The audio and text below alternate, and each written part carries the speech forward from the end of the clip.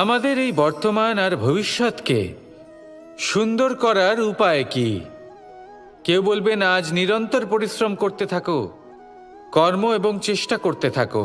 তার থেকেও বেশি গুরুত্বপূর্ণ কিছু আছে, বিগত অতীতের সাথে শান্তি স্থাপনা করা। কারণ অনেক সময় আপনার এই অতীত আপনাকে সামনে অগ্রসর হতেই দেয় না। আর অতীতের এই বিতৃষ্ণা যদি আপনি ভুলতে না পারেন, তাহলে বর্তমানের এই মিষ্টি সুখ আপনি কিভাবে উপভোগ করবেন, ভবিষ্যৎকে কিভাবে সুন্দর বানাবেন? তাই এই অতীতকে ভুলে যান, এর থেকে যা শিক্ষা প্রাপ্ত করার করে নিন, আর বর্তমান এবং ভবিষ্যৎকে আরো সুন্দর করে তুলুন। আর আমার সাথে ভালোবেসে বলুন, রাধা রাধা। জীবনে অনেক সময় আমরা সমস্যার জালে এমনভাবে জড়িয়ে পড়ি যে আমরা বুঝতেই পারি না যে আমাদের কি করা উচিত, কার সাহায্য চাইবো, কার সাথে দেখা করব, বুঝতেই পারি না। অনেক সময় এমন হয় যে সমস্যা আমাদের থেকে শুরু হয় না, অন্য কারোর থেকে শুরু হয়।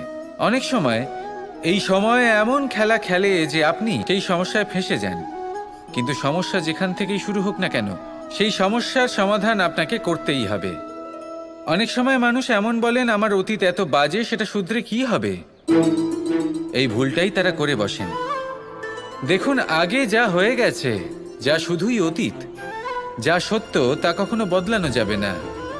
কিন্তু এটাও সত্যি যে এখন থেকে সামনের যে পথ, সেটাও আপনার হাতে রয়েছে।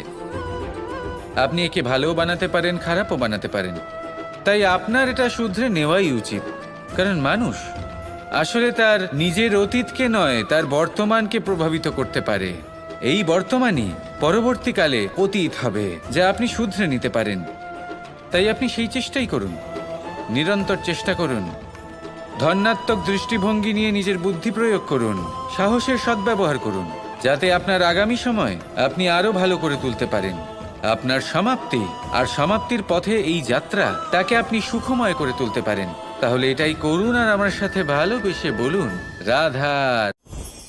মানুষের সবথেকে বড় শক্তি কি? তার বাহুবল, অর্জন করা ধন, নাকি তার পেছনে দাঁড়িয়ে থাকা তার সমর্থক বা প্রশংসকদের দল, নাকি ঈশ্বরের আশীর্বাদ? সেটা কি? মানুষের সবথেকে বড় শক্তি হলো একটাই, আর তা সকলের মধ্যে আছে। আর তা হলো তার নিজের অস্তিত্ব, যা অন্য কারোর মধ্যে নেই। সংসারে অনেক লোক রয়েছেন, কিন্তু কেউ আপনার মতো নন। এটা হলো আপনার শক্তি, এ হলো আপনার নিজস্ব শক্তি। দুর্ভাগ্যবশত বেশিরভাগ মানুষ এটা বুঝতে পারেন না, নিজের শক্তিকে চিনতে পারেন না। কিন্তু যদি আপনি চিনতে পারেন, তাহলে আপনি নিজের অন্তরে অনুভব করবেন একটা অসীম শক্তির অস্তিত্ব। যে সাফল্যের পথে আপনি চলছেন, আপনি দেখবেন যে এই সাফল্যের দ্বার নিজে থেকেই খুলে গেছে। শুধু প্রয়োজন হলো নিজের এই শক্তিকে চিনে নেবার, নিজের এই বিশেষত্বকে বোঝার। কারণ এই যে আপনার বিশেষত্ব, এ কোনোদিনও আপনার থেকে দূরে চলে যাবে না, চিরকাল আপনার সাথে জড়িত থাকবে। যদি আমি বাহুবলের কথা বলি, সময়ের সাথে সেটা চলে যাবেই। যদি কথা বলি অর্জিত ধনের, তাহলে সময়ের সাথে সেটাও চলে যাবে। মিত্র, পরিবার, বন্ধু, আশীর্বাদ, এই সব কিছু আপনার থেকে দূরে চলে যেতে চলেছে, সেটা আপনিও জানেন। কিন্তু এই যে আপনার অস্তিত্ব, আপনার বিশেষ শক্তি, যা শুধু আপনার সাথে আছে, তা চিরকাল আপনার সাথেই জুড়ে থাকবে। দরকার হলো শুধুমাত্র এটা চিনে নেওয়ার, নিজের উপর বিশ্বাস রাখার, আর জীবনে এগিয়ে চলার। আপনি যদি এটা করেন, তাহলে সবাই এটা দেখে আপনার থেকে শিক্ষা নেবেন। অমৃত আসলে কি? আমরা সবাই জীবনে অমৃত লাভ করতে চাই, কিন্তু এই অমৃত আসলে কি? এ কি অমরত্ব লাভ করার কোনো মন্ত্র, নাকি সামনে এগোনোর কোনো পথ? নাকি অমৃত সেই রস যা অসুর আর দেবতারা সমুদ্র মন্থন করে লাভ করেছিলেন? নাকি সেই ওষুধ যা ঋষি মুনিরা ভ্রমণ করে খুঁজে বের করেছিলেন? অমৃত যদি কিছু হয়, তাহলে তা হলো আশা। কখনো কোনো মাতাকে দেখুন, উনি নিজের সন্তানকে কত আগলে রাখেন, তার যত্ন নেন, তার পালন পোষণ করেন। এই আশা নিয়ে যে পরবর্তী জীবনে এই সন্তান খুব বড় কিছু করবে, ওনাদের খুব ভালোবাসবে। এবার আগামী দিনে কি হতে চলেছে তা আমরা জানি না, পরমুহূর্তে কি হতে চলেছে তা আমরা জানি না, আগামী মুহূর্তে আপনি জীবিত থাকবেন কিনা সেটাও আমরা জানি না। কিন্তু আমরা অনেক বছরের পরিকল্পনা বানিয়ে ফেলি, সেটা অবশ্য মন্দ নয়। দেখুন, জীবন যাপন করার এই আশা, এটাই ভবিষ্যতের আধার হতে পারে। তাই এই আশা হলো গুরুত্বপূর্ণ, তাই একে নিজের সাথেই রাখুন।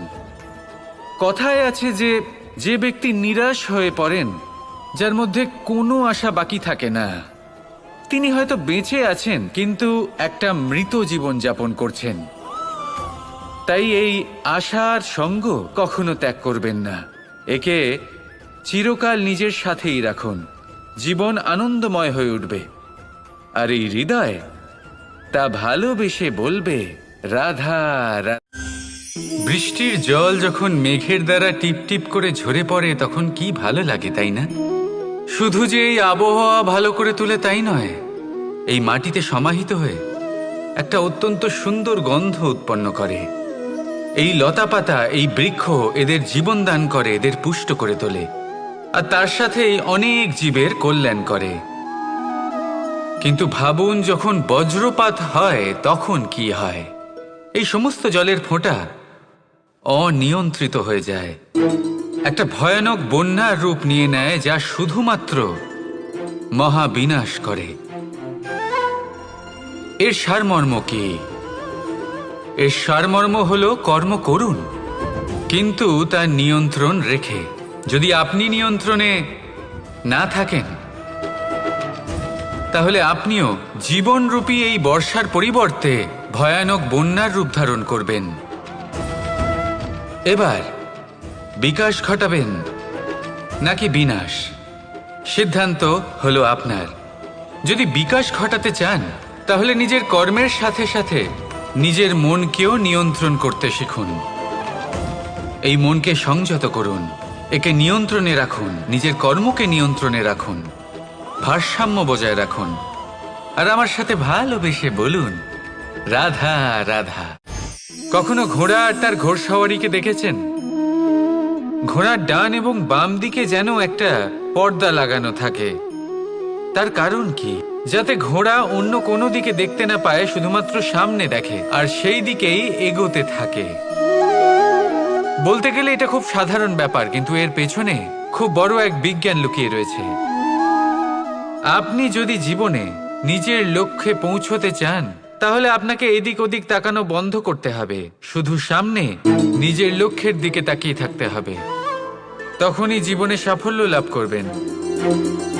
ঘোড়া তো শুধুমাত্র এক পশু, তার উপরে লাগাম পরাতে হয়, চোখের ডান এবং বাম দিকে পর্দা পরিয়ে দেওয়া হয়। আপনি হলেন মানুষ, আপনাকে লাগাম কে পরাবে? কেউ না, এটা আপনাকে নিজেকেই করতে হবে। মনের গভীরে প্রবেশ করুন আর আবেগগুলিকে লাগাম পরান, তাদের নিয়ন্ত্রণ করতে শিখুন। আর নিজের দৃষ্টি সামনে, শুধু নিজের লক্ষ্যের দিকে। মনে রাখবেন, যদি আপনার দৃষ্টি শুধুমাত্র নিজের লক্ষ্যে থাকে, তাহলে লক্ষ্য ভেদ অবশ্যই করবেন। যদি একাগ্রতা এদিক ওদিক চলে যায়, তাহলে লক্ষ্য হারিয়ে যাবে। রাধা রাধা। রাজ্য, শাসন, সাম্রাজ্য, সংস্থাপনা, এগুলিকে সফল কখন বলা যেতে পারে? কোনো কোনো বুদ্ধিজীবী বলেন তখন যখন চারিদিকে শান্তি থাকে, কারোর মনে কোনো প্রশ্ন থাকবে না, শঙ্কা থাকবে না। কিন্তু আমার মনে হয় এটা অনুচিত। কোনো রাজ্যের পক্ষে বা কোনো শাসনকালে সবথেকে বড় সংকট তখন আসে যখন সবথেকে বেশি যোগ্য ব্যক্তি বা সবথেকে বেশি বিদ্বান ব্যক্তিও শুধু মুখদর্শক হয়ে বসে থাকেন। মনে প্রশ্ন আসতে থাকে কিন্তু জিজ্ঞেস করেন না, শঙ্কা উৎপন্ন হয় কিন্তু ব্যক্ত করতে পারেন না। এটা খুবই অনুচিত। এই যে প্রশ্ন, তা আসা খুব ভালো। এই প্রশ্ন অকারণে আসে না, কোনো সমস্যার কারণেই আসে। এই প্রশ্নের দ্বারা আপনি সেই সমস্যাগুলি দেখতে পাবেন যাতে আপনি এতদিন অনভিজ্ঞ ছিলেন। আর যত প্রশ্নের নিবারণ আপনি করবেন, ততই আপনার রাজ্য, আপনার শাসন আরও শ্রেষ্ঠ হয়ে উঠবে। এই প্রশ্ন, এই শঙ্কা, এগুলো আপনাকে সমাধানের চূড়াতে অবশ্যই নিয়ে যাবে। সেই জন্য না প্রশ্ন করা অনুচিত, আর না শঙ্কা ব্যক্ত করা অনুচিত, আর না তিনি মূর্খ যিনি প্রশ্ন করেন, শঙ্কা ব্যক্ত করেন। তাই এনাদের কখনো দূরে করে দেবেন না, এনাদের নিজস্ব মতামত রাখতে দিন। যখন সবাই মিলে একমত হবেন, তখন নিশ্চিত রূপে বলা যায় যে এই রাজ্য, এই শাসন, এই সংস্থাপনা সাফল্যের শিখরে রয়েছে। তাহলে আসুন আর আমার সাথে ভালোবেসে বলুন, রাধা। প্রকৃতি, নিয়তি কখনোই কারোর সাথে পক্ষপাত করে না, প্রত্যেককে জীবনদান দেয়, সমান সুযোগ প্রদান করে। এটা সেই ব্যক্তির উপরে নির্ভর করে যে সে কিভাবে তার থেকে লাভবান হয়ে উঠবে। তার নির্বাচনের উপর নির্ভর করে, তার দৃষ্টিভঙ্গির উপর নির্ভর করে যে সে কতটা ধনাত্মক বা কতটা নেতিবাচক। দুই ধরনের মানুষ হন। এমন কিছু মানুষ হন যারা প্রত্যেক পরিস্থিতি, প্রত্যেক সমস্যা এবং বিপদে সুযোগ খুঁজে বের করেন। আর কিছু এমন মানুষ রয়েছেন যারা যে কোনো সুযোগে কোথাও না কোথাও থেকে একটা সমস্যা খুঁজে বের করেন। এবার আপনি কি চান? আপনি সুযোগ চান, তাহলে সুযোগ পাবেন। আপনি সমস্যা পেতে চান, সমস্যা তো আপনি চাইলেই খুঁজে পাবেন। চয়ন আপনারই, যে আপনি কতটা ধনাত্মক থাকতে চান, কতটা নেতিবাচক থাকতে চান। ধনাত্মক থাকুন, জীবনে সব কিছু সম্ভব হবে। আসুন আর আমার সাথে ভালোবেসে বলুন, রাধা রাধা। যখনই আমরা কথা বলি জলরাশির বিষয়ে, যখন আমরা তুলনা করি, তখন আমাদের খুব ভালো লাগে মিষ্টি সরোবর, পুকুর, নদী। আর আমরা অপেক্ষা করে থাকি সাগরের জন্য, সমুদ্রের জন্য। কেন করি? কারণ এই সাগর, এই সমুদ্র, এ হলো অত্যন্ত বিশাল আর ভয়ানক। এর জলও কিন্তু নোনতা, যা আমরা পান করতে পারি না। কখনো ভেবে দেখেছেন এই সমুদ্রের অন্তরে এই নোনতা জল, এই নোনতা ভাব, এটা আসে কোত্থেকে? এই যে সমুদ্র, যে প্রবাহমান নদীর থেকে যে খনিজ নির্গত হয়, তার ভান্ডার হলো এটা। সেই খনিজকে নিজের অন্তরে গ্রহণ করে, সেই নোনতা ভাব নিজের মধ্যে সমাহিত করে, আর তারপর সেই নোনতা জল বাষ্পে পরিণত হয়ে ওপরে উঠে যায়, যা মেঘ হয়ে আপনার ওপর মিষ্টি বৃষ্টি হয়ে ঝরে পড়ে। এ হলো সমুদ্রের ত্যাগ, যার জন্য আপনি মিষ্টি জল পান করতে পারছেন, সে নদী থেকেই হোক বা সরোবর থেকে।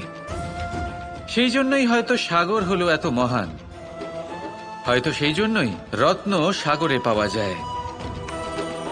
তাই মনে রাখবেন, ক্ষমতা তারই হয় যে ত্যাগ করতে জানে, কোনো বিষকে নিজের মধ্যে ধারণ করে নিতে জানে।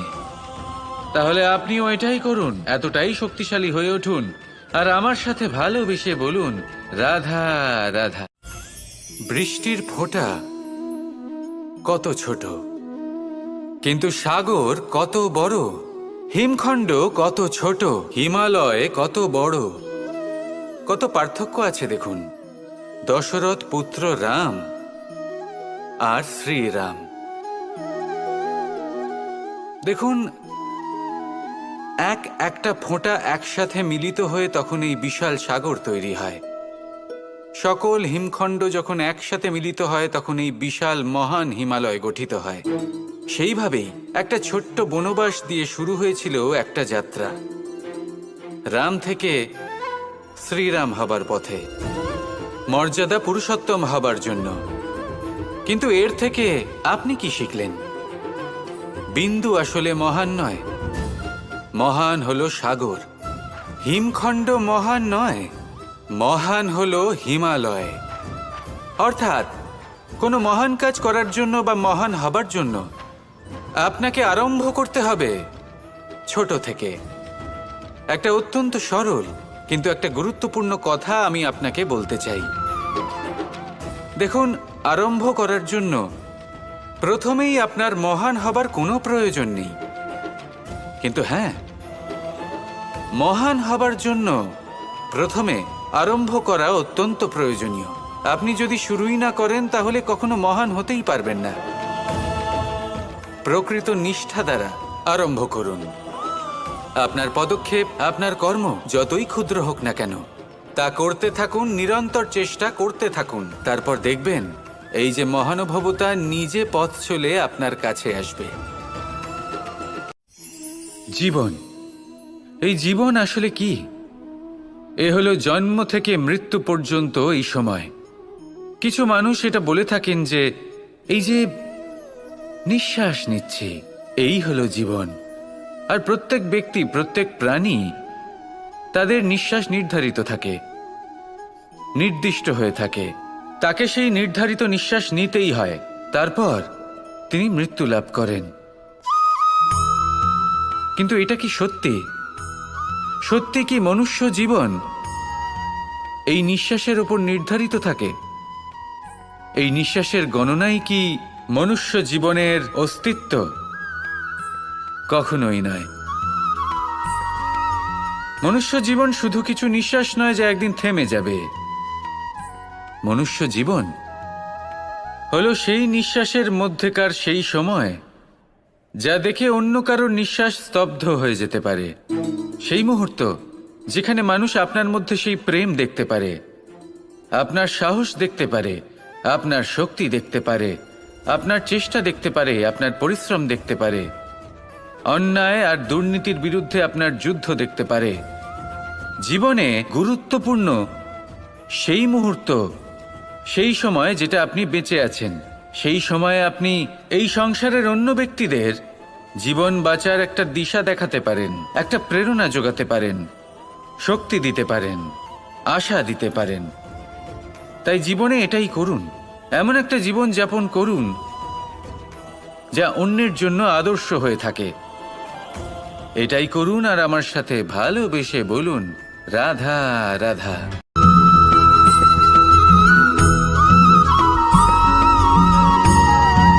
সমস্যা। প্রত্যেকের জীবনেই সমস্যা আসা যাওয়া করে, আর প্রত্যেক মানুষ সমস্যা আসার পর তার সমাধান খুঁজতে উঠে পড়ে লাগেন।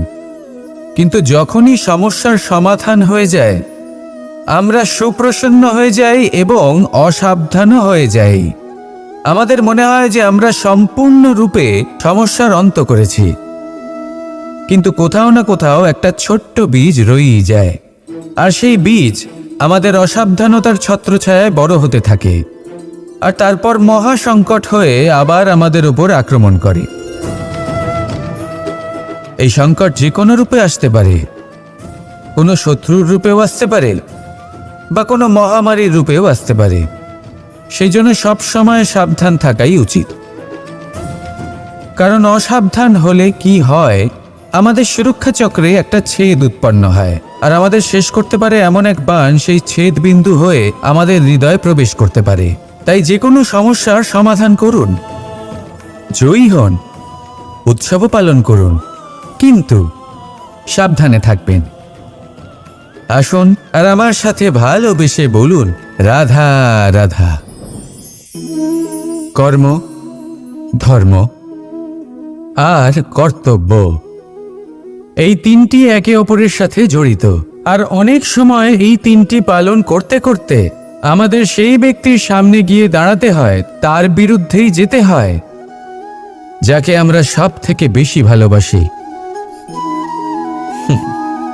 কিন্তু সেইখানে এই যুদ্ধ কোনো ব্যক্তিগত যুদ্ধ থাকে না। এ হলো কর্ম, ধর্ম আর কর্তব্যের যুদ্ধ। এটা সরল নয়, অত্যন্ত কঠিন হয় তার সম্মুখীন হওয়া যাকে আমরা সব থেকে বেশি সম্মান করি। কিন্তু আমাদের তো আমাদের ধর্মের পথে চলতেই হবে, কারণ আমরা কর্মবদ্ধ, কর্তব্যবদ্ধ, আর এটাই করা উচিত। শুধু এটুকু মনে রাখবেন, যদি আপনার উদ্দেশ্য শুভ হয়, আপনার ভাবনা শুভ হয়, আপনি যদি কর্ম, ধর্ম আর কর্তব্যের পথে অগ্রসর হন, তাহলে এই প্রক্রিয়াতে যদি আপনাকে আপনার আরাধ্যেরও সামনে দাঁড়াতে হয়, তাহলেও আপনার কোনো ক্ষতি হবে না। তাহলে আসুন আর আমার সাথে ভালোবেসে বলুন, রাধা রাধা। মানুষের কোন বিষয়ে অহংকার থাকে? সময়, ক্ষমতা, শরীর আর সম্পত্তি। আর এই চারটেই সর্বদা সঙ্গে থাকে না। কি বিচিত্র ব্যাপার! আপনি নিজেই দেখুন, সময় আজ ভালো হলেও কাল অবশ্যই খারাপ হতে পারে। ক্ষমতা আজ আপনার থাকলেও কাল তা নাও থাকতে পারে। এই শরীরটা তো নশ্বরই বটে। যত আপনি বার্ধক্যের দিকে অগ্রসর হবেন, দুর্বল হতে থাকবেন, সৌন্দর্য ক্ষীণ হতে থাকবে। আর সম্পত্তি আজ আপনার, কাল অন্য কারোর হয়ে যাবে। আর এই সমস্ত নশ্বর জিনিসে মন কেন্দ্রীভূত করতে করতে ব্যক্তি ভুলে যান সেই বিষয়গুলি যা সর্বদা আপনার সাথে থাকবে, আপনার ঢাল হবে, আপনার সম্বল হয়ে থাকবে। আর তা হল আপনার স্বভাব, বুদ্ধি, সৎসঙ্গ আর খাঁটি সম্পর্ক। নিজের স্বভাব শীতল রাখুন, কর্মে বুদ্ধির পরিচয় দিন, সর্বদা ভালো মানুষের সাথে সময় কাটান, আর খাঁটি সম্পর্ক সর্বদা পালন করুন। জীবনে সর্বদা সুখী হবেন। রাধা রাধা। আমরা কর্ম করি, আর সেই কর্ম অনুসারে আমাদের তার ফল প্রাপ্ত হয়। এখন এই কর্ম আরো শ্রেষ্ঠ হতে থাকে, আমরা আরো প্রেরিত হতে থাকি। তার জন্য আমরা বড় বড় জ্ঞানীদের থেকে প্রভাবশালী, প্রেরণাদায়ক ব্যক্তির সাথে দেখা করার চেষ্টা করি, দেখা করিও। নিজের কর্মের বিষয়ে বিচার করি, আলোচনা করি, তাই তো? কারণ আমাদের কাজ দেখে তাতে বিশেষ মতামত সামনে থাকা ব্যক্তি দিতে পারে। কিন্তু এই পুরো চক্রতে সংসারের সব থেকে গুরুত্বপূর্ণ ব্যক্তির সাথে কথা বলতে আমরা ভুলেই যাই। আপনি কি জানেন সংসারের সব থেকে গুরুত্বপূর্ণ ব্যক্তি কে? স্বয়ং আপনি। হ্যাঁ, আপনি সে। আপনি জীবিত আছেন, তাই এই সংসার জীবিত আছে। আপনি হলেন আপনার সমস্ত কর্মের কেন্দ্র। তাই এবার থেকে প্রতিদিন একটু সময় নিজের জন্য বের করে নিজের সাথে কথা বলুন। নিজেকে বুঝুন, নিজের কর্মকে বুঝুন। কিছু প্রশ্ন আসবে, কিছুর উত্তর পাবেন। আরও কিছু প্রশ্ন আসবে যার উত্তর আপনি অবশ্যই পাবেন। কিন্তু এটা করবেন অবশ্যই, নয়তো আপনি এই সংসারের সব থেকে গুরুত্বপূর্ণ ব্যক্তির সাথে দেখা করার সুযোগই হারিয়ে ফেলবেন। এবার বলুন, আপনি কি এরকম চাইবেন? রাধা রাধা। প্রেম, ঘৃণা, এই দুই হলো একই শব্দ। কিভাবে? দেখুন না, দুটোতেই আড়াই অক্ষর রয়েছে। দুটোই হলো সেই অনুভূতি যা আমাদের মনের সাথে জড়িত। আর এই দুই অনুভূতির সাথেই জড়িত মানুষ আমাদের জন্য গুরুত্বপূর্ণ। পার্থক্য শুধু এটাই যে প্রেম পায় সম্মান আর ঘৃণাকে করা হয় অবজ্ঞা। এরকম কেন? কারণ প্রেম হলো সেই অনুভূতি যেখানে মানুষ সব কিছু দিয়ে দিতে চায়, সব কিছু লুটিয়ে দিতে চায়। সেখানে ঘৃণা হলো এমন অনুভূতি যেখানে মানুষ সব কিছু কেড়ে নিতে চায়, সব কিছু জিতে নিতে চায়। তাও প্রেমের অনুভূতি কখনো আপনাকে হারতে দেয় না, আর ঘৃণার অনুভূতি কখনো আপনাকে জিততে দেয় না। এবার কি করবেন আপনি? একটাই জীবন। ঘৃণার সাথে বাঁচবেন নাকি প্রেমের সাথে? আমি তো প্রেমকেই চয়ন করব। রাধা রাধা। পাওয়া এবং হারিয়ে ফেলা, এই দুই হলো জীবনের অভিন্ন অঙ্গ। আমরা যেমন কিছু পেয়ে থাকি, তেমন কিছু হারিয়েও থাকি। কিছু স্বপ্ন সার্থক হয়, আবার কিছু লক্ষ্য অপূর্ণই থেকে যায়। জীবনে এটা হয়েই থাকে, প্রত্যেকের জীবনেই এটা হয়ে থাকে। কিন্তু কারোর সাথে দেখা হলে আমরা কি ধরনের কথা বলি? আমরা সেই কথাই বলি যা আমরা হারিয়েছি। নিজেও দুঃখ পাই, আবার সামনের মানুষটাকেও দুঃখ দিই। তার থেকে অন্যরকম কিছু করার চেষ্টা করুন, ধনাত্মক চিন্তা করার চেষ্টা করুন। মন সেদিকেই দিন স্মরণ শুধুমাত্র তাকেই করুন, গুরুত্ব তাকেই দিন যিনি আপনার কাছে রয়েছেন। যিনি আপনার কাছে নেই তার আশায় কষ্ট কেন পাচ্ছেন আপনি? সেগুলিকেই প্রাধান্য দিন যা আজ এখন বর্তমানে আপনার কাছে রয়েছে। যেমন আমি কংস মামাকে স্মরণ করি না, যিনি আমার ছেলেবেলা নষ্ট করে দিয়েছেন। আমি স্মরণ করি আমার যশোদা মাকে, আমার বলরাম দাদাকে, আমার রাধাকে, যারা আমার জীবনকে ভরিয়ে তুলেছেন। আপনিও ঠিক এটাই করুন আর আমার সাথে ভালোবেসে বলুন, রাধা রাধা। কথায় বলা হয়, জীবনে ভালোবাসাই হলো সুখের মূল। এটা সত্য। এবার প্রশ্ন হলো এটাই যে এই ভালোবাসা কার সাথে করা উচিত?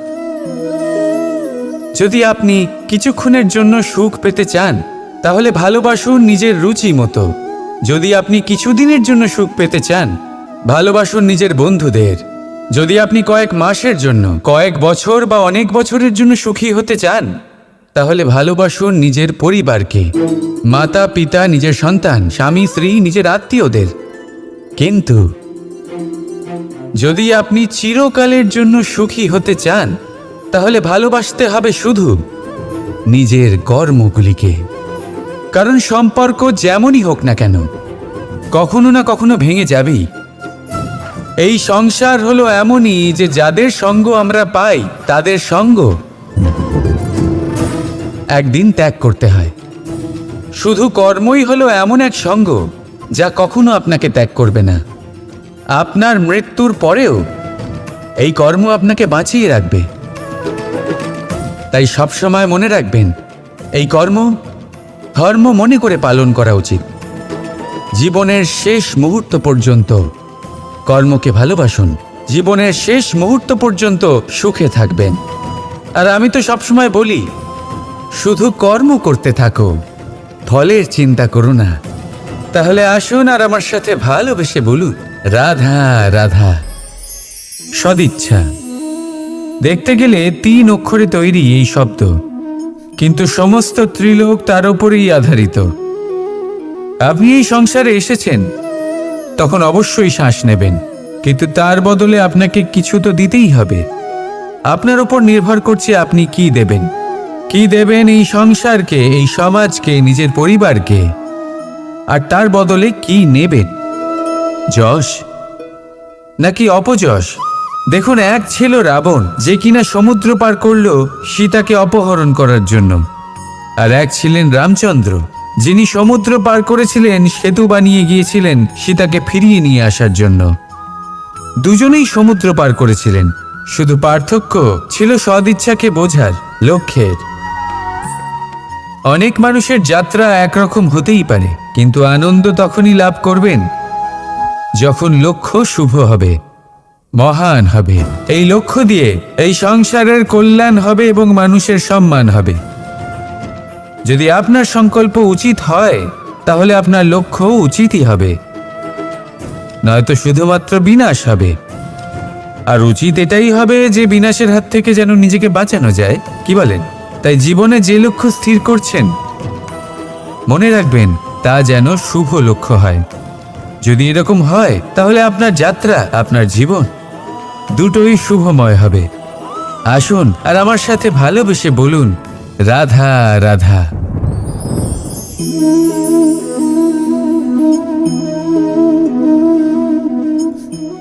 মুক্ত। এই মুক্তই সবাইকে মোহিত করে দেয়, নিজের দিকে আকর্ষিত করে। অত্যন্ত সুন্দর, গোল, শুভ্র। মুক্ত দ্বারা নির্মিত আভূষণ, তা হয়তো সে মুকুটই হোক বা কোনো স্ত্রীর অলংকার, তাকে আরো সুন্দর করে তোলে, তাকে আরো সুন্দর দেখতে লাগে। এবার এই মুক্তকে এত সুন্দর দেখার জন্য কত কষ্ট সহ্য করতে হয়, তা কি কখনো আপনি ভেবেছেন? এই মুক্ত ঝিনুক থেকে বের করা হয়। ঝিনুক, যা কিনা সমুদ্রের তলদেশে থাকে। ওকে কত কষ্ট সহ্য করতে হয়, জলের চাপ সহ্য করতে হয়, সমুদ্রের স্রোত সহ্য করতে হয়। এই ঝিনুককে এত কষ্ট সহ্য করতে হয়, এই মুক্তকে এত কষ্ট সহ্য করতে হয়, তারপরে এর রূপ এত সুন্দর হয়। যদি আপনিও আপনার পরিশ্রমের সৌন্দর্য, নিজের পরাক্রমের সৌন্দর্য এই সংসারে প্রকাশিত করতে চান, তাহলে আপনাকেও কষ্ট সহ্য করতেই হবে। তাই জীবনে যখনই সংকট আসবে, বিপদ আসবে, সমস্যা আসবে, তখন একে সুযোগ হিসেবে গ্রহণ করুন। কারণ এই বিপদের সাথেই লড়াই করে আপনি মুক্তর মতোই পরিশুদ্ধ হয়ে উঠবেন। তাহলে আসুন আর আমার সাথে ভালোবেসে বলুন, রাধা রাধা। যখনই আমরা কথা বলি জলরাশির বিষয়ে, যখন আমরা তুলনা করি, তখন আমাদের খুব ভালো লাগে মিষ্টি সরোবর, পুকুর, নদী। আর আমরা অপেক্ষা করে থাকি সাগরের জন্য, সমুদ্রের জন্য। কেন করি? কারণ এই সাগর, এই সমুদ্র এ হলো অত্যন্ত বিশাল আর ভয়ানক। এর জলও কিন্তু নোনতা, যা আমরা পান করতে পারি না। কখনো ভেবে দেখেছেন এই সমুদ্রের অন্তরে এই নোনতা জল, এই নোনতা ভাব, এটা আসে কোত্থেকে? এই যে সমুদ্র, যে প্রবাহমান নদীর থেকে যে খনিজ নির্গত হয়, তার ভাণ্ডার হলো এটা। সেই খনিজকে নিজের অন্তরে গ্রহণ করে, সেই নোনতা ভাব নিজের মধ্যে সমাহিত করে, আর তারপর সেই নোনতা জল বাষ্পে পরিণত হয়ে ওপরে উঠে যায়, যা মেঘ হয়ে আপনার ওপর মিষ্টি বৃষ্টি হয়ে ঝরে পড়ে। এ হলো সমুদ্রের ত্যাগ, যার জন্য আপনি মিষ্টি জল পান করতে পারছেন, সে নদী থেকেই হোক বা সরোবর থেকে। সেই জন্যই হয়তো সাগর হলো এত মহান, হয়তো সেই জন্যই রত্ন সাগরে পাওয়া যায়। তাই মনে রাখবেন, ক্ষমতা তারই হয় যে ত্যাগ করতে জানে, কোনো বিষকে নিজের মধ্যে ধারণ করে নিতে জানে। তাহলে আপনিও এটাই করুন, এতটাই শক্তিশালী হয়ে উঠুন, আর আমার সাথে ভালোবেসে বলুন, রাধা রাধা। পরিচ্ছন্নতা। বর্তমানের এই প্রজন্ম আগের প্রজন্মের এই যে অতিশুদ্ধতার অভ্যেস ছিল, তা নিয়ে ঠাট্টা করে, তাকে মূর্খতা মনে করে। বুঝতেই পারে না কেন? আমাদের মা, ঠাকুমা, দিদিমা, এদের দেখেছি সকালে উঠে সবার আগে স্নান করেন। কেন? বুঝতেই পারে না। কেন কথায় কথায় বারান্দা উঠোন পরিষ্কার করা হয়? বুঝতেই পারে না। অনেক মানুষজন এটাকে ধার্মিক এবং অন্ধবিশ্বাস বলে, কিন্তু যদি আমি আপনাকে সত্যি কথা বলি, প্রত্যেক ধর্ম বিজ্ঞানসম্মত। প্রত্যেক কাজের পেছনে বৈজ্ঞানিক সত্যতা লুকিয়ে রয়েছে, কিন্তু প্রত্যেক মানুষ সেই নিয়ে কতটা ভাবেন, কতটা বোঝেন, আর কি পদক্ষেপ নেন, তা হলো আলাদা এবং অত্যন্ত গুরুত্বপূর্ণ, কিন্তু তা হলো বিজ্ঞানসম্মত। আজও যখন আমি আগে বাড়ি যাই, মা সবার আগে আমার হাত পা ধুয়ে দেন, তারপর সবকিছু। তাই আপনি পরিচ্ছন্ন থাকুন, তাহলে আপনি সুস্থ থাকবেন। তখনই আপনার মনে ভক্তিভাব আসবে, তখনই এই সমগ্র সংসারকে সামলানোর শক্তি অর্জন করতে পারবেন। তাহলে পরিচ্ছন্ন থাকুন, সব ভালো থাকবে। রাধা রাধা। এটা দেখতে পাচ্ছেন? আপনি নিশ্চয়ই জানেন এটা কি। এটা বড়ই বিচিত্র এক বস্তু। এটা হলো কয়লা। আমি একে বিচিত্র এই কারণে বলছি, ভেবে দেখুন, যদি এটা গরম হয় আর আপনি এটাকে ধরে ফেলেন, এটা আপনার হাত পুড়িয়ে ফেলবে। আর যদি এটা ঠান্ডা হয় আর আপনি এটা ধরেন, তাহলে এটা আপনার হাতে কালি লাগিয়ে দেবে। অর্থাৎ যে কোনো পরিস্থিতিতেই, যে কোনো রূপেই থাকুক না কেন, গরম হোক অথবা ঠান্ডা, এটা কোনো না কোনোভাবে আপনার ক্ষতি অবশ্যই করবে। এরকমই হয় খারাপ মানুষজন, বদসঙ্গ, ঠিক কয়লার মতো। আপনি যদি কিছু নাও করেন, যাই হয়ে যাক, এরা যদি আপনার কাছে থাকে, তাহলে কোনো না কোনোভাবে জীবনে আপনার কোনো না কোনো ক্ষতি অবশ্যই হবে। তাই নিজের জীবনে সবসময় সঙ্গতের নির্ণয় অত্যন্ত ভেবেচিন্তে করবেন। রাধা রাধা। ইচ্ছে, সিদ্ধান্ত আর নিশ্চয়তা, এই শব্দগুলো আমরা আমাদের জীবনে অনেকবার শুনেছি, তাই না? জীবনে অনেক সময় অনেক কিছু পেতে খুবই ইচ্ছে করে, কিন্তু শুধু ইচ্ছে হলেই কি সবকিছু পাল্টায়? সবকিছু পাওয়া যায়? অনুর্বর জমিতে বাস করা ব্যক্তির মনে ইচ্ছে হয় যেন সে শীতল জল পায়, কিন্তু সে পায় না। যে এক কুয়ো খোঁড়ার সিদ্ধান্ত নিয়েছে, সে মাটি খোঁড়ার জন্য কোদাল অবশ্যই পেয়ে যায়। আর যে নিশ্চিত করে নিয়েছে, সে দেরি করে হলেও সেই শীতল জল অবশ্যই পেয়ে যায়।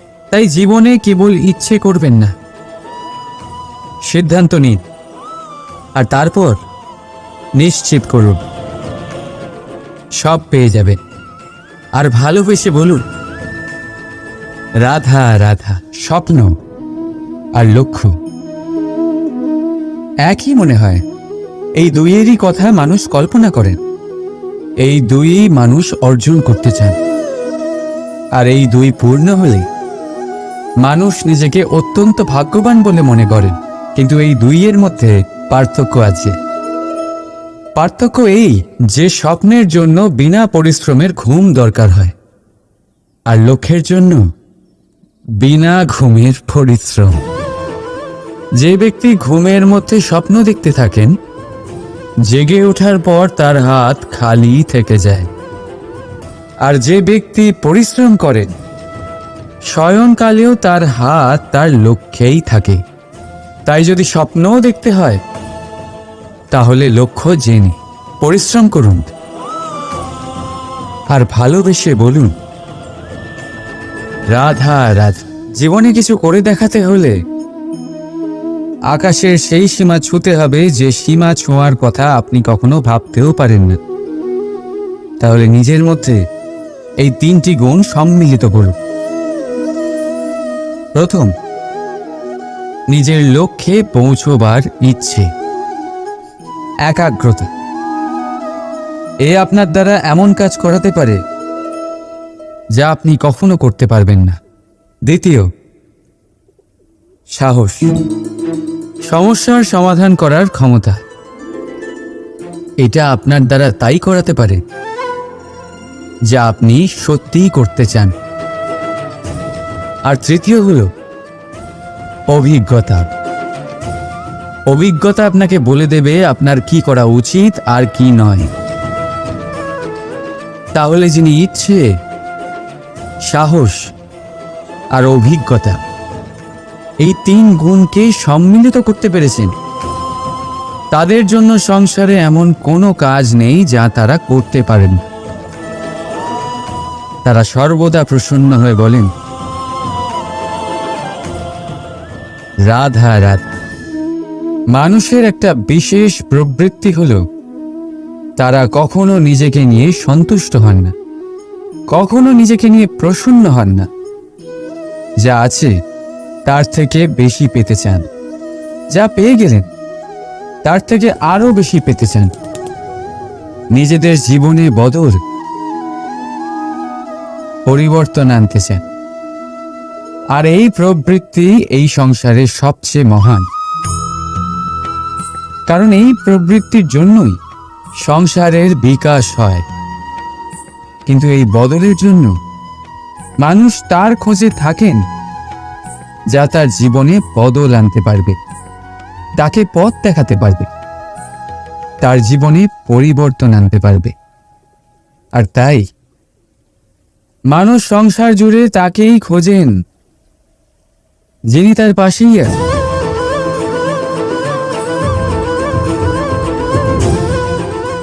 বলুন তো কে? যদি কেউ আপনার জীবন বদলাতে পারে তবে তাকে আয়নায় দেখুন। আপনি নিজেই সে যে নিজের জীবন বদলাতে পারে, নিজেই নিজের পথপ্রদর্শক হতে পারেন, জীবনে বদল আনতে পারে, পরিবর্তন আনতে পারে।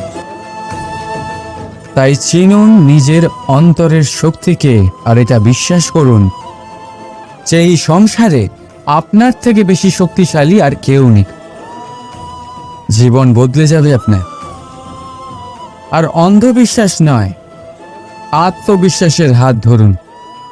আপনার সমস্যা আপনা থেকেই দূর হয়ে যাবে। তাই ভালোবেসে বলুন, রাধা রাধা।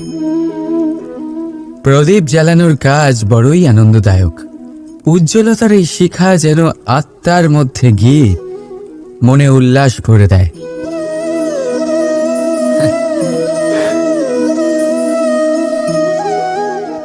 এই আমি কি করলাম?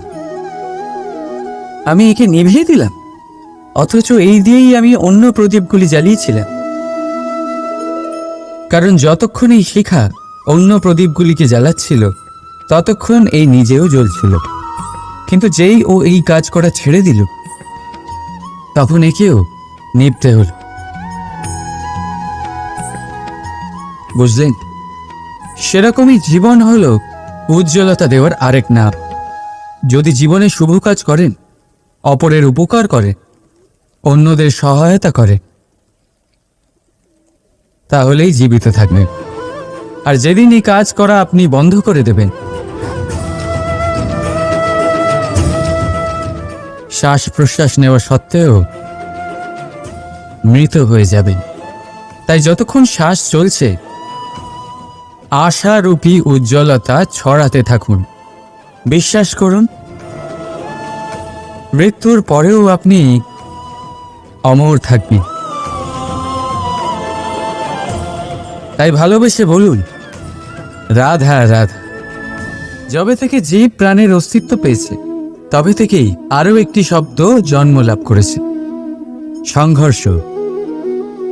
জন্মলগ্ন থেকেই মানুষকে বাঁচার জন্য সংঘর্ষ করে যেতে হয়। কখনো নিজের লক্ষ্যে পৌঁছবার জন্য সংঘর্ষ করতে হয়, আর কখনো যা পেয়েছেন তাকে রক্ষার জন্য সংঘর্ষ করতে হয়। কিন্তু প্রত্যেকে একই অভিযোগ করে যে সংঘর্ষ করার সময় ভীষণ কষ্ট হয়। আপনি যোদ্ধা হলে প্রহার আপনাকে সহ্য করতেই হবে। সাঁতার শিখতে হলে জলে আপনাকে প্রবেশ করতেই হবে। পায়ের তলায় তাদেরই কড়া পড়ে যারা রোজ হাঁটেন, আর যারা হাঁটেন তারা নিজেদের লক্ষ্যে অবশ্যই পৌঁছন। তাই মনে রাখবেন, জীবন ততক্ষণই আছে যতক্ষণ কর্ম করবেন। তাই সংঘর্ষ করতে থাকুন, কষ্ট ভুলে যান, আর আমার সাথে ভালোবেসে বলুন, রাধা রাধা। মানুষ সর্বদা ফলাফলের কথা ভাবে, যে আমি যা করতে চলেছি তার ফল কি হবে, তার পরিণাম কি হবে। কিন্তু এর চিন্তা কেন? কারণ কর্ম যদি শুভ হয়, তাহলে তার পরিণাম খারাপ হতেই পারে না। শুভ চিন্তা নিয়ে যারা কর্ম করেন, তাদের ফলের চিন্তা কিসের?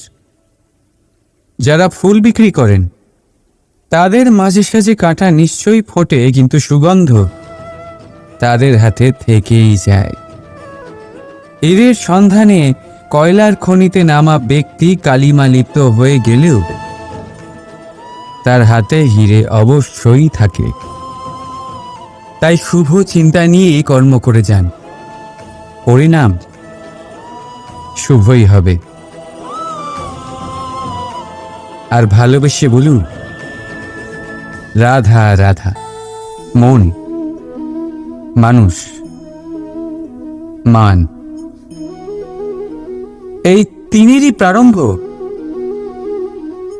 ম দিয়ে হয়, তাই না?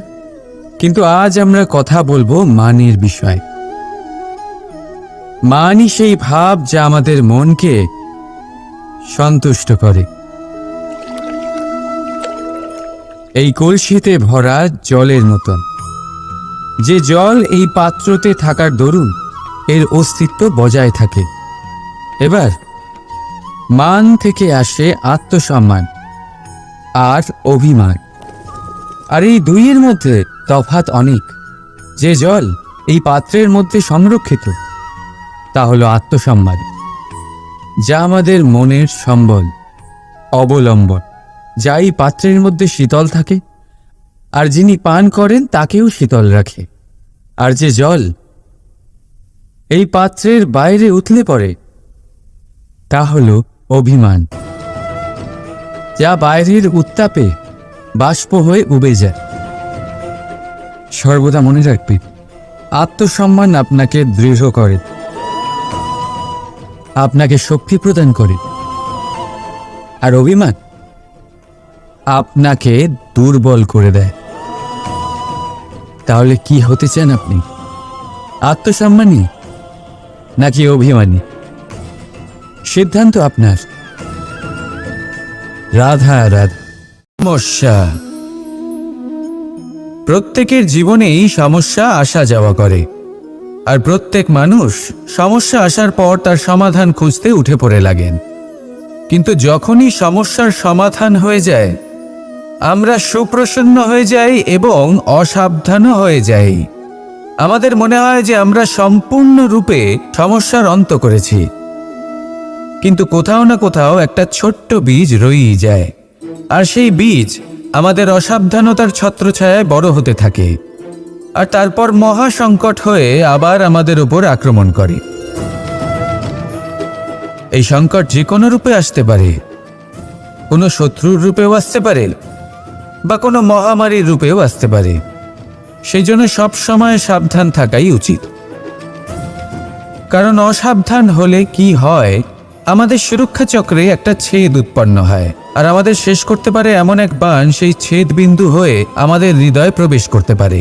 তাই যে কোনো সমস্যার সমাধান করুন, জয়ী হন, উৎসবও পালন করুন, কিন্তু সাবধানে থাকবেন।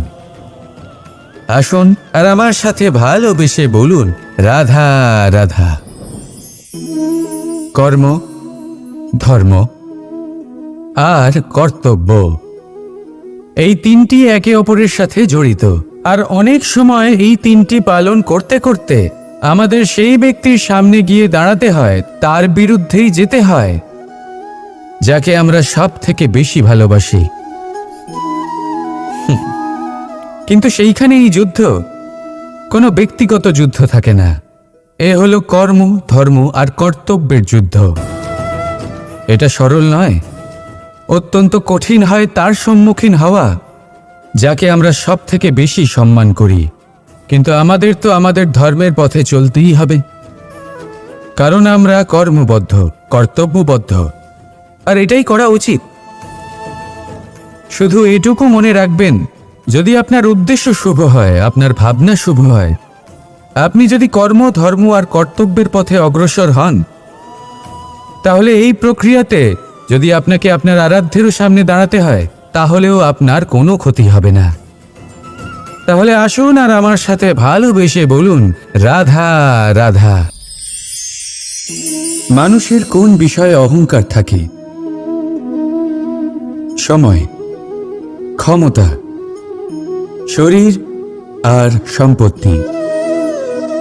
আর এই চারটেই সর্বদা সঙ্গে থাকে না। কি বিচিত্র ব্যাপার! আপনি নিজেই দেখুন, সময় আজ ভালো হলেও কাল অবশ্যই খারাপ হতে পারে। ক্ষমতা আজ আপনার থাকলেও কাল তা নাও থাকতে পারে। এই শরীরটা তো নশ্বরই বটে। যত আপনি বার্ধক্যের দিকে অগ্রসর হবেন, দুর্বল হতে থাকবেন, সৌন্দর্য ক্ষীণ হতে থাকবে। আর সম্পত্তি আজ আপনার, কাল অন্য কারোর হয়ে যাবে। আর এই সমস্ত নশ্বর জিনিসে মন কেন্দ্রীভূত করতে করতে ব্যক্তি ভুলে যান সেই বিষয়গুলি যা সর্বদা আপনার সাথে থাকবে, আপনার ঢাল হবে, আপনার সম্বল হয়ে থাকবে। আর তা হল আপনার স্বভাব, বুদ্ধি, সৎসঙ্গ আর খাঁটি সম্পর্ক। নিজের স্বভাব শীতল রাখুন, কর্মে বুদ্ধির পরিচয় দিন, সর্বদা ভালো মানুষের সাথে সময় কাটান, আর খাঁটি সম্পর্ক সর্বদা পালন করুন। জীবনে সর্বদা সুখী হবেন। রাধা রাধা। আমরা কর্ম করি, আর সেই কর্ম অনুসারে আমাদের তার ফল প্রাপ্ত হয়। এখন এই কর্ম আরো শ্রেষ্ঠ হতে থাকে, আমরা আরো প্রেরিত হতে থাকি। তার জন্য আমরা বড় বড় জ্ঞানীদের থেকে প্রভাবশালী, প্রেরণাদায়ক ব্যক্তির সাথে দেখা করার চেষ্টা করি, দেখা করিও। নিজের কর্মের বিষয়ে বিচার করি, আলোচনা করি, তাই তো? কারণ আমাদের কাজ দেখে তাতে বিশেষ মতামত সামনে থাকা ব্যক্তি দিতে পারে, কিন্তু এই পুরো চক্রতে সংসারের সব থেকে গুরুত্বপূর্ণ ব্যক্তির সাথে কথা বলতে আমরা ভুলেই যাই। আপনি কি জানেন সংসারের সব থেকে গুরুত্বপূর্ণ ব্যক্তি কে? স্বয়ং আপনি। হ্যাঁ, আপনি সে। আপনি জীবিত আছেন, তাই এই সংসার জীবিত আছে। আপনি হলেন আপনার সমস্ত কর্মের কেন্দ্র। তাই এবার থেকে প্রতিদিন একটু সময় নিজের জন্য বের করে নিজের সাথে কথা বলুন। নিজেকে বুঝুন, নিজের কর্মকে বুঝুন। কিছু প্রশ্ন আসবে, কিছুর উত্তর পাবেন। আরও কিছু প্রশ্ন আসবে যার উত্তর আপনি অবশ্যই পাবেন, কিন্তু এটা করবেন অবশ্যই, নয়তো আপনি এই সংসারের সব থেকে গুরুত্বপূর্ণ ব্যক্তির সাথে দেখা করার সুযোগই হারিয়ে ফেলবেন।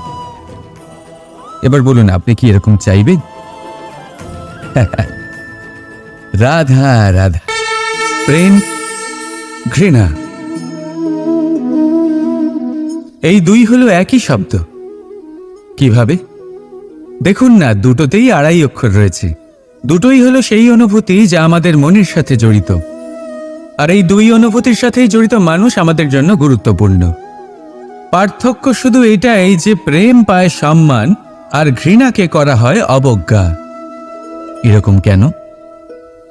কারণ প্রেম হলো সেই অনুভূতি যেখানে মানুষ সব কিছু দিয়ে দিতে চায়, সব কিছু লুটিয়ে দিতে চায়। সেখানে ঘৃণা হলো এমন অনুভূতি যেখানে মানুষ সব কিছু কেড়ে নিতে চায়, সব কিছু জিতে নিতে চায়।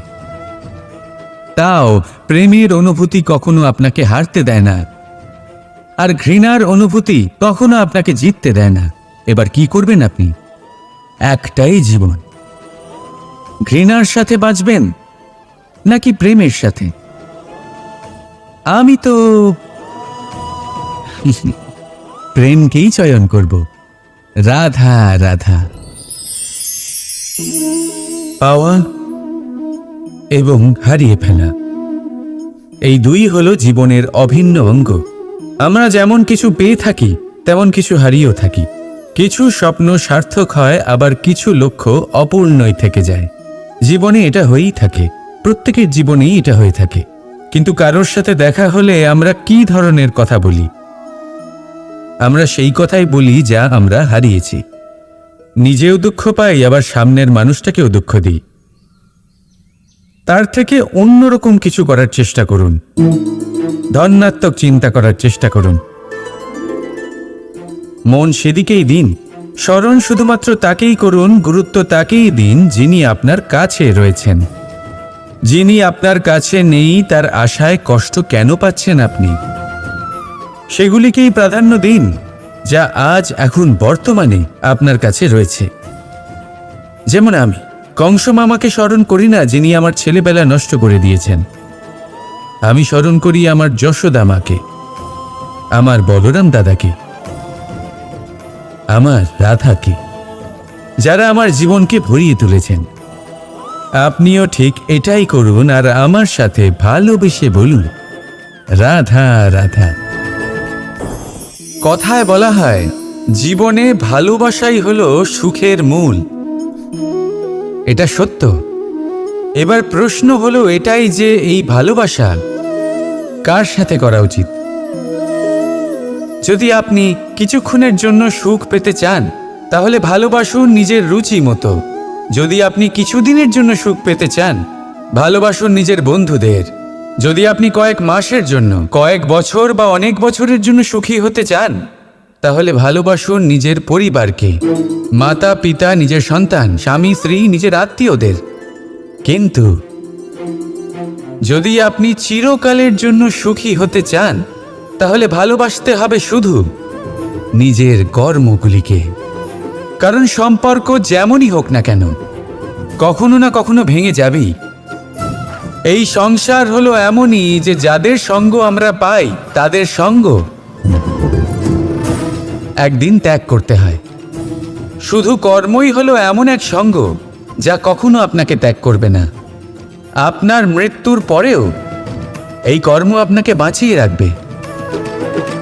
তাই সবসময় মনে রাখবেন, এই কর্ম ধর্ম মনে করে পালন করা উচিত। জীবনের শেষ মুহূর্ত পর্যন্ত কর্মকে ভালোবাসুন, জীবনের শেষ মুহূর্ত পর্যন্ত সুখে থাকবেন। আর আমি তো সবসময় বলি, শুধু কর্ম করতে থাকো, ফলের চিন্তা করো না। তাহলে আসুন আর আমার সাথে ভালোবেসে বলুন, রাধা রাধা। সদিচ্ছা। দেখতে গেলে 3 অক্ষরে তৈরি এই শব্দ, কিন্তু সমস্ত ত্রিলোক তার উপরেই আধারিত।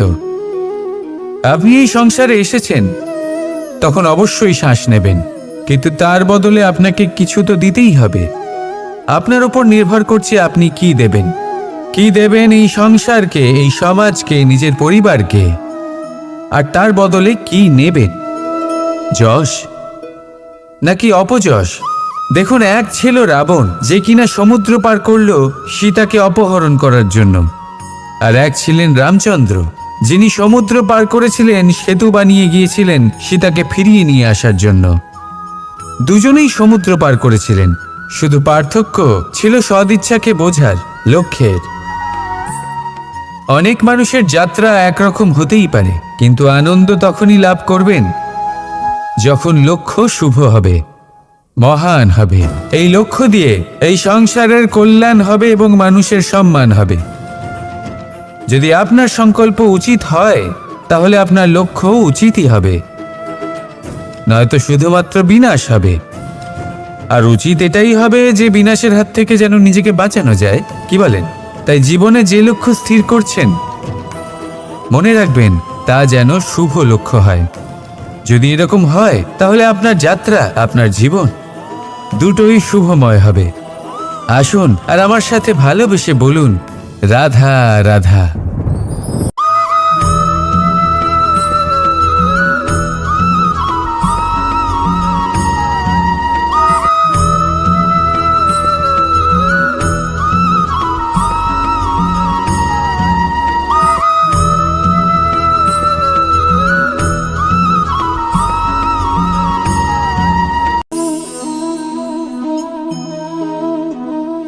প্রশান্তি জড়িত নিদ্রা মানুষের জীবনের একটা অত্যন্ত গুরুত্বপূর্ণ সুখ এবং প্রয়োজনীয়তাও।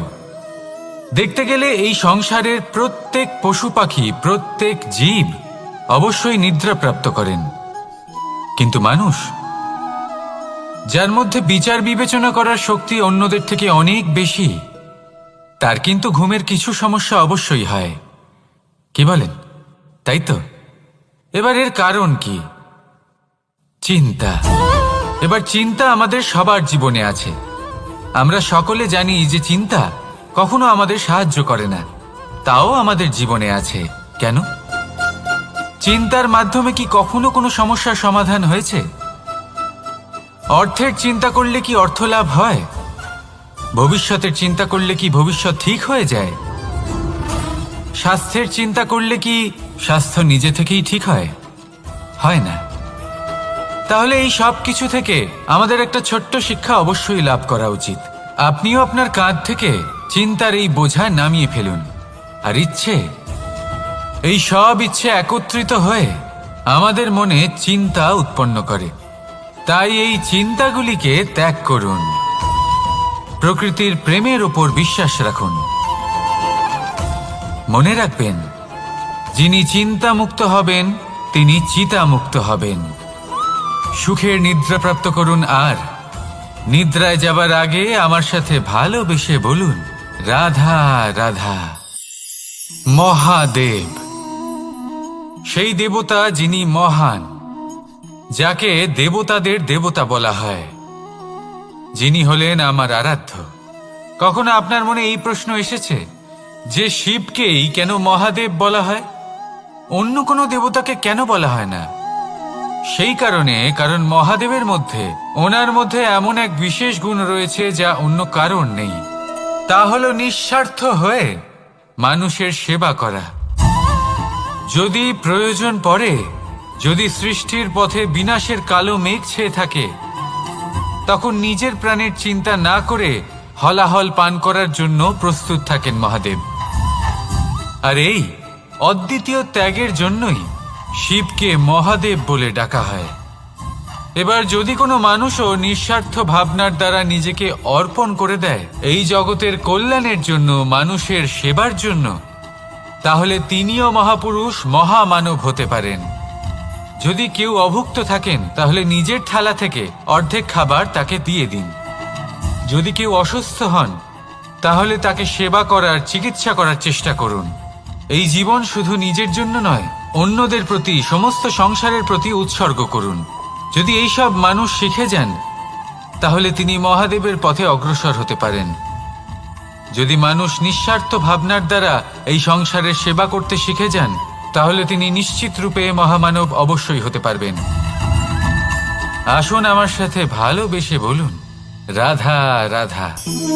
স্বর্ণ, হিরে, মুক্ত, মানিক, এই সব কিছুকে আগে পাথর বলা হতো। তাহলে এমন কি হলো যে এদের রত্ন বলা হয়?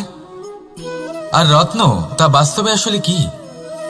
এটা হলো সেই পাথর যাকে আগে আগুনের তাপ সহ্য করতে হয়েছে, পরখ করা হয়েছে, যাচাই করা হয়েছে, এদের কাটার চেষ্টা করা হয়েছে, কিন্তু তারা কখনোই নষ্ট হয়নি, বরং তারা আরো উদ্ভাসিত হয়েছে, আরো উজ্জ্বল হয়েছে, এই সংসারে আরো প্রকাশ ছড়িয়ে দিয়েছে। সেই জন্য এরা হলো এত অমূল্য, সেই জন্য এরা হলো বহুমূল্য, সেই জন্য এদের রত্ন বলা হয়। এবার মানুষের কাছেও এই নির্বাচনের অধিকার রয়েছে যে আমরা শুধু পাথর হয়ে থাকব নাকি রত্ন হয়ে থাকব। কিভাবে? আমাদের জীবনেও অনেক সমস্যা রয়েছে, বাধা আছে, বিপত্তি আছে। আমরা সেই বাধার তাপে উত্তপ্ত হই, এই সমস্যা আমাদের কাটার চেষ্টা করে। অনেক মানুষ বিভিন্ন পরিস্থিতি আমাদের ভাঙার চেষ্টা করে, কিন্তু আমাদের নষ্ট হলে চলবে না। যেভাবে এই রত্ন সমস্যার সম্মুখীন হয়ে পাথর থেকে রত্ন হয়েছে, সেইভাবেই আমাদেরও আমাদের সমস্যার সম্মুখীন হয়ে রত্ন হয়ে উঠতে হবে, এই সংসারে প্রকাশের স্রোত হয়ে উঠতে হবে। তাহলে এটাই করুন আর আমার সাথে ভালোবেসে বলুন, রাধা রাধা। সংসারে সব থেকে বড় শক্তি আসলে কি? কেউ বলবেন শারীরিক শক্তি, কেউ বলবেন অস্ত্রের শক্তি, কেউ বলবেন জ্ঞানের শক্তি। ঠিক আছে, কিন্তু যদি আমি বলি সংসারের সব থেকে বড় শক্তি হলো শক্তি কোনো এক তথ্যের, আগে হ্যাঁ, তথ্য। এই তথ্য নিজেই কিন্তু খুব শক্তিশালী, অত্যন্ত শক্তিশালী অস্ত্র হলো এই তথ্য। আর সত্যি বলতে অনুচিত তথ্যের থেকে অনেক বেশি ঘাতক হলো অসম্পূর্ণ তথ্য। যেরকম আজ শাম্ব রুক্মির সাথে করেছে, ওকে অসম্পূর্ণ তথ্য দিয়েছে, তার ফলে বিনাশ হলো।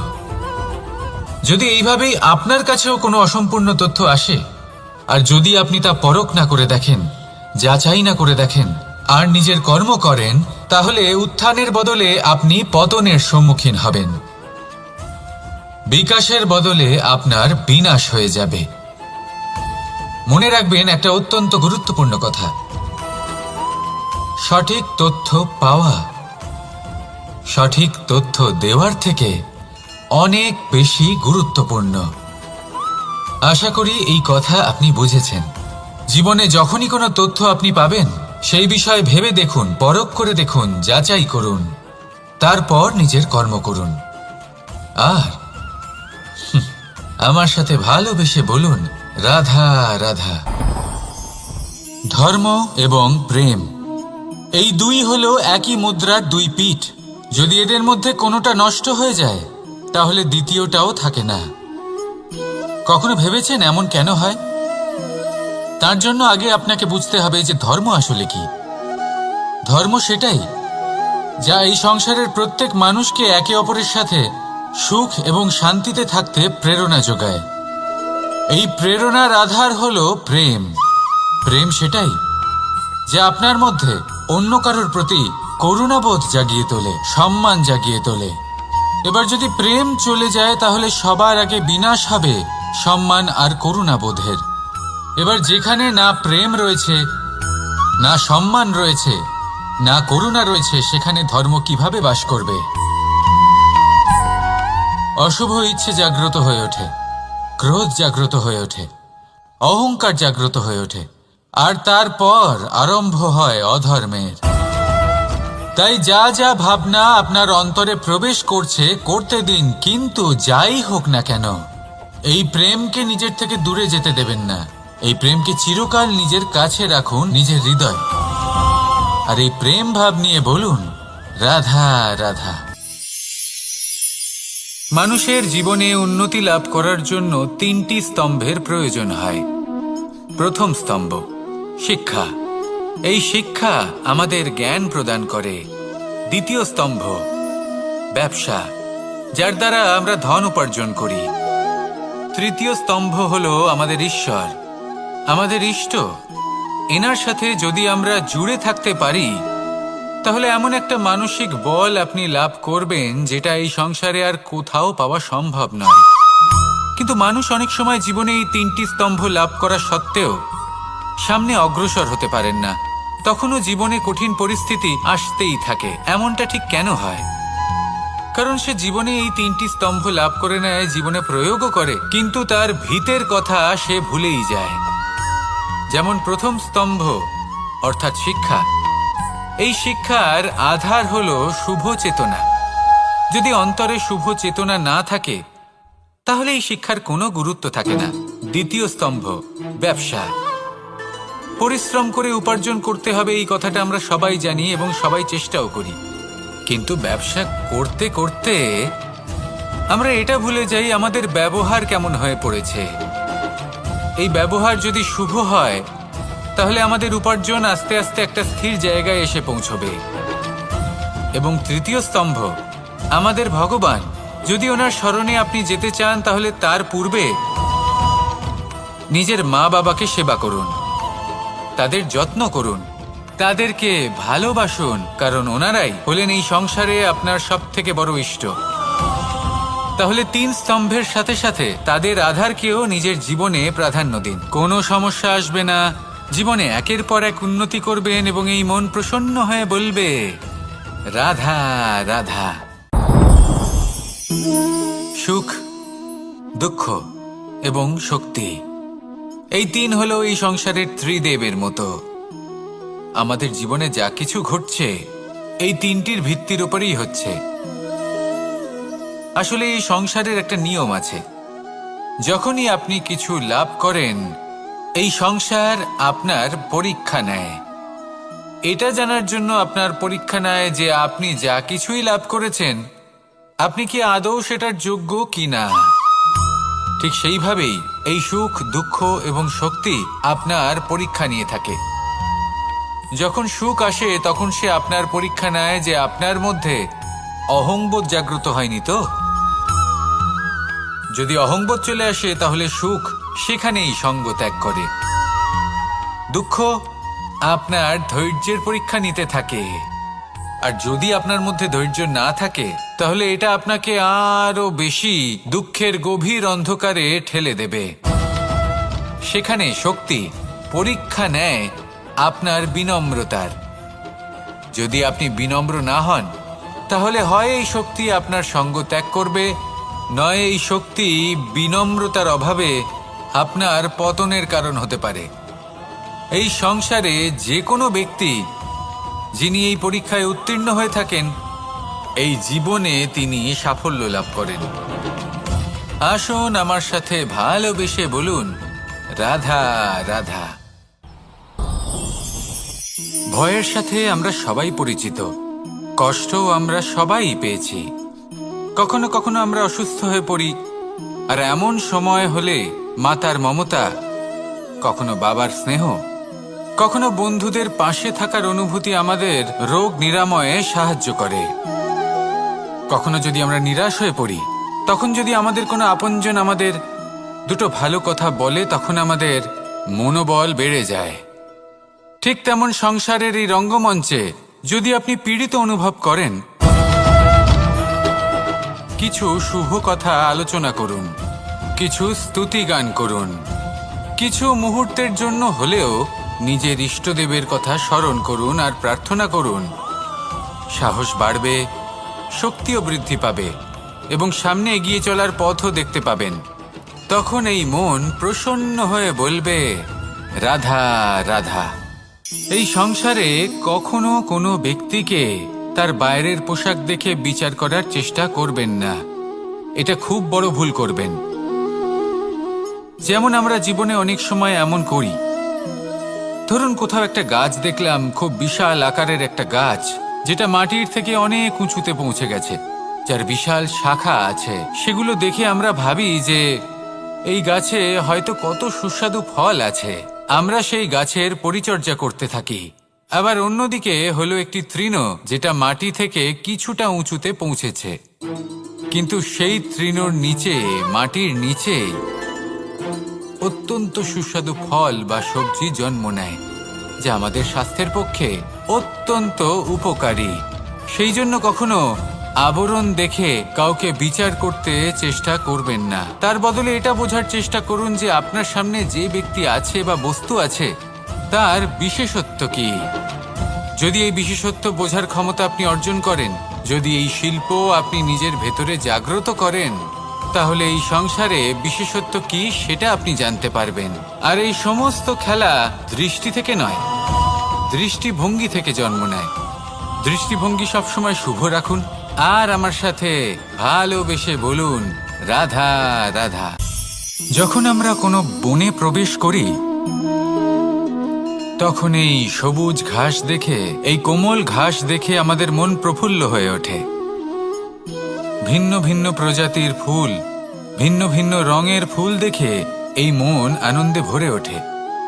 এখানে শিশুরা আনন্দ লাভ করে, বড়রা ভোজন গ্রহণ করেন, কথাবার্তা বলেন, হাঁটাহাঁটি করে বেড়ান।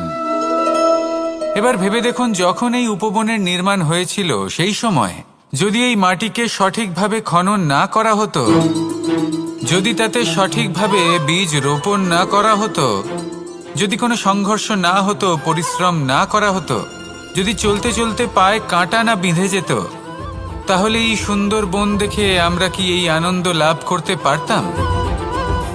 কখনোই নয়। ধরুন কোনো নদীর তটে সুন্দর একটি বন আছে, সেই বনের আনন্দ লাভ করতে গেলে আপনাকে সেই নদী পার করতেই হবে। যদি সুখের নদীর কাছে পৌঁছতে চান, তাহলে তটে যে কাঁটা রয়েছে সেগুলোর সাথে সংঘর্ষ করতেই হবে। এই সংসারে যদি আপনি সুখ লাভ করতে চান, তাহলে সুখ লাভের এই যাত্রা শুরু করতে হবে সংঘর্ষ দ্বারা। তাহলে সংঘর্ষকে স্বাগত জানান, এর পেছনেই সুখ রয়েছে যা আপনার জন্য অপেক্ষা করছে।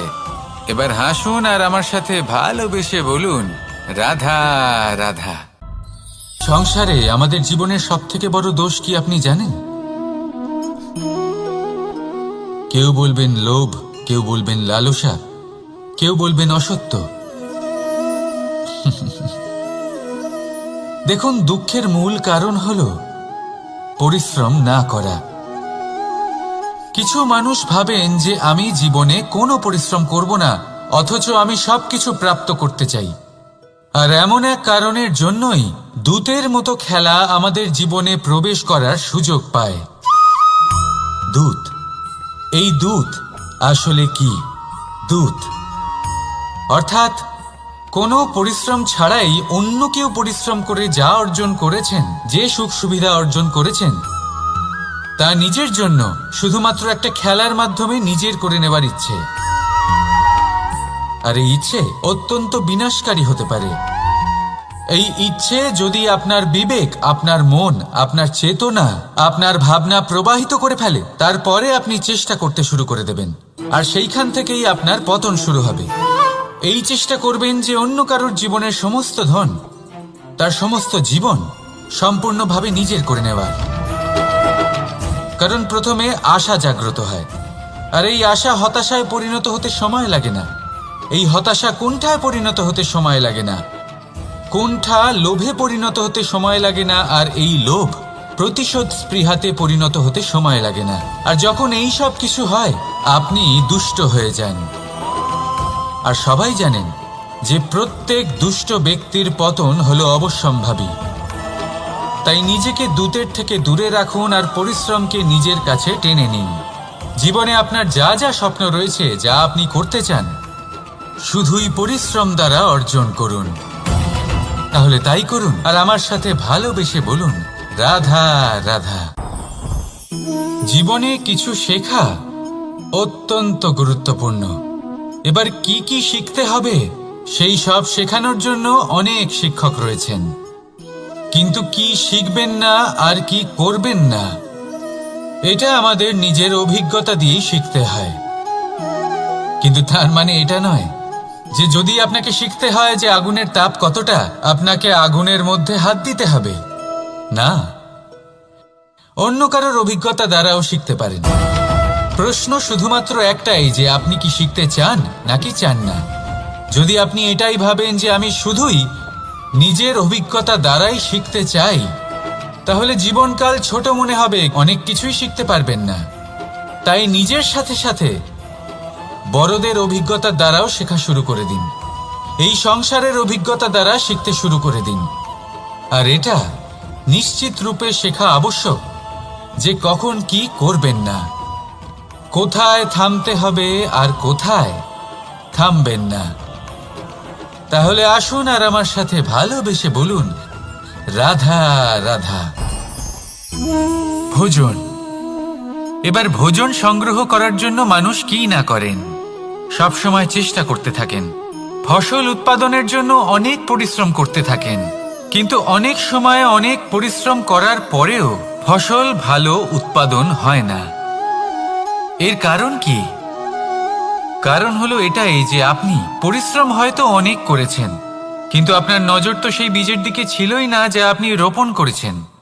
সেই জন্য সব সময় কোনো বীজ রোপণ করার আগে তাকে পরখ করে দেখুন, তা অত্যন্ত আবশ্যক।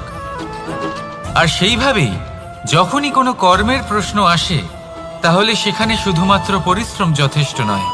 সেই কাজের প্রতি আপনার কর্তব্য কি, আপনার উদ্দেশ্য কি, সেটা জানা হলো অত্যন্ত গুরুত্বপূর্ণ। তাই কর্ম করুন, কিন্তু সেই কর্মের প্রতি আপনার যা উদ্দেশ্য তার মাহাত্ম্য বুঝতে চেষ্টা করুন। তাহলে আসুন আমার সাথে ভালোবেসে বলুন, রাধা রাধা।